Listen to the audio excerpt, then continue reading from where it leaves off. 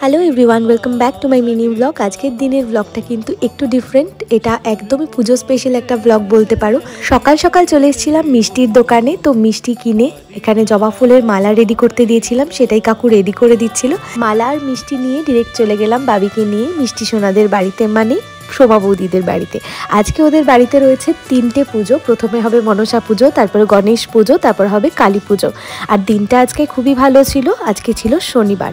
তো আমি class complete করিয়ে তারপর চলে গেছিলাম মিষ্টিদের বাড়িতে। আর দেখো মাকে কতটা সুন্দর লাগছে সাজানোর পরে।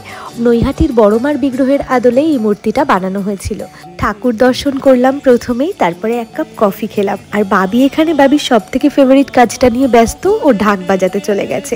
আর মিষ্টি সোনাকে দেখো শাড়ি পরে কত সুন্দর লাগছে। এরপর বসে পড়লাম প্রসাদ গ্রহণ করতে। প্রথমে ছিল খিচুড়ি, তারপর ছিল মিক্সড ভেজ, বাসন্তী পোলাও, আলুর দম, আর শেষ পাতে ছিল চাটনি আর পাঁপড়।